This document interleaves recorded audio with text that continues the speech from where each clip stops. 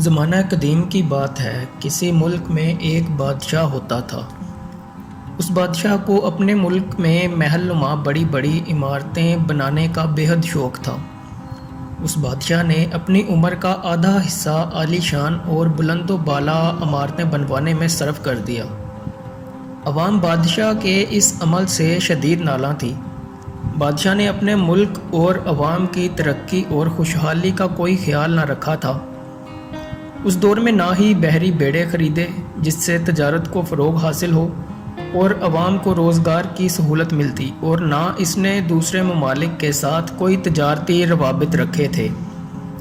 سال میں صرف ایک حج کے موقع پر جب حج پر جانے کی تیاری کرتے تو آپس کے بہت سے قبائل کے لوگ جوگ در جوگ وہاں آ کر اکٹھے ہوتے تھے اور پھر حج پر روانہ ہوتے تھے۔ حج سے فارغ ہو کر یہ لوگ ضرورت زندگی کی تقریباً سبھی اشیاء خرید کر اپنے ملک میں لے آتے تھے۔ لوگ شدید تنگ دستی میں زندگی بسر کر رہے تھے۔ بادشاہ کو اپنے شوق سے اتنی فرصت کہاں کہ وہ عوام کے لیے کچھ سوچتا۔ بادشاہ کے دو بیٹے تھے۔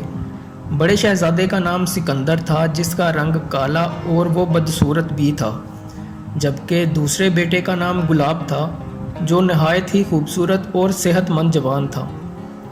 بادشاہ اپنے بڑے بیٹے کے لیے جس ملک میں بھی رشتے کی بات کرتا تو شہزادے کو دیکھ کر وہ اتنا کہتے کہ اگر آپ نے ہماری شہزادی بیٹی کا رشتہ لینا ہے تو آپ اپنے چھوٹے شہزادے کے لیے لے لیں۔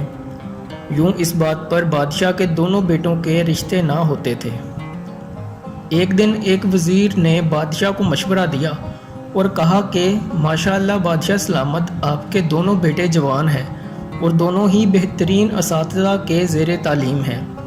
میرا مشورہ ہے کہ آپ ملک کی ذمہ داری ان دونوں جوان بیٹوں کے حوالے کر دیں۔ یوں عوام بھی خوش ہو جائے گی اور وقت گزرنے کے ساتھ ساتھ شہزادے بھی عوام دوست بن جائیں گے۔ بادشاہ کو وزیر کی یہ بات بہت پسند آئی۔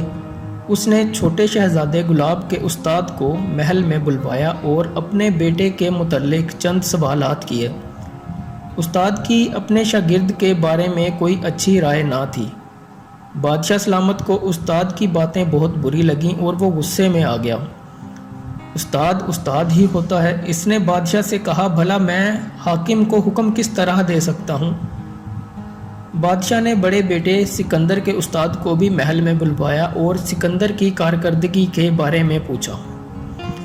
استاد نے بادشاہ کو بس اتنا جواب دیا کہ اگر کسی بات کا کوئی شک ہے تو دونوں شہزادوں کو بلوا لیں، آپ کو خود اندازہ ہو جائے گا کہ بہادر اپنے راستہ کا انتخاب خود کرتا ہے اور میدان میں مخالف سے کیسا سلوک کرتا ہے۔ بادشاہ سلامت کو بات سمجھ آ گئی اور وہ بہت خوش ہوئے۔ استاد کو ہیرے جواہرات اور نقد انعام سے نوازا اور دوسرے استاد کی کم عقلی پر بطور سزا اسے جیل بھیج دیا۔ اس استاد کی صرف یہ غلطی تھی کہ اس نے اپنے شاگرد کو شاگرد نہیں بلکہ ایک بادشاہ کا بیٹا سمجھ کر تعلیم دی تھی۔ شاگرد کسی بادشاہ کا بیٹا ہو یا عام غلام کا، استاد کے لیے تو وہ صرف ایک شاگرد ہی ہوتا ہے۔ بادشاہ کو چھوٹے شہزادے گلاب سے بہت پیار تھا۔ استاد کی باتوں سے بادشاہ کو اس بات کا ادراک ہو چکا تھا کہ گلاب کو نظام حکومت میں ابھی بہت وقت درکار ہوگا، جبکہ سکندر میں خوب فہم و فراست ہے۔ بادشاہ نے انتظامی حوالے سے اپنے ملک کو 3 حصوں میں تقسیم کر دیا۔ وسطی حصہ جس میں پھل پھول، اناج کی فصلیں اور سرسبز و شاداب درخت عام تھے اپنے پاس رکھا، اور مشرق و مغرب کا نظام اپنے دونوں بیٹوں کے حوالے کر دیا۔ اپنے حصے کا نظام حکومت چلانے کے لیے چھوٹے شہزادہ گلاب کو بہت سے دانا وزیر، بہترین سپاہی اور سینکڑوں غلام دیے تاکہ وہ آسانی سے نظام چلا سکے اور اسے کسی قسم کی مشکلات کا سامنا نہ کرنا پڑے۔ جو حصہ بادشاہ نے شہزادہ گلاب کے حوالے کیا اس میں باغات میووں سے بھرے پڑے تھے، کھیت بھی فصلوں سے بھرپور تھے، اور شہزادہ سکندر کو جس حصہ کا حکمران بنایا وہاں کی زمین بنجر اور پتھریلی تھی، نہ باغات تھے اور نہ ہی درخت، یہاں صرف برسات کے دنوں میں فصل اگتی تھی۔ بادشاہ نے اپنے بڑے بیٹے سکندر کو جو وزیر، سپاہی اور غلام دیے تھے وہ بھی زیادہ عمر کے اور کمزور تھے۔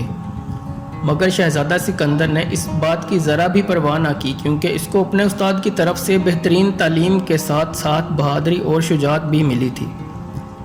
سکندر نے اپنے حصے کے علاقے کا نظام سنبھالتے ہی اپنے غلاموں کو آزاد کر دیا تاکہ وہ بھی خود کو اس ملک کا شہری کہلوا سکیں۔ بادشاہ سلامت یہ غلام مختلف ممالک سے خریدے تھے۔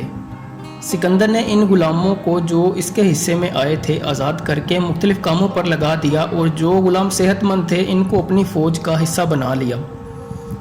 یہ غلام جنگی سامان کی تیاری میں ماہر تھے۔ سکندر نے یہاں کے لوگوں کی عزت نفس کو خاص طور پر مقدم رکھا اور ان میں گھل مل کر رہنے لگا تاکہ حاکم اور محکوم کا فرق مٹ سکے، یہاں تک کہ آزاد کردہ غلاموں کو بھی برابری کا مقام عطا کر دیا۔ یوں سکندر عوام کے دلوں پر راج کرنے لگا۔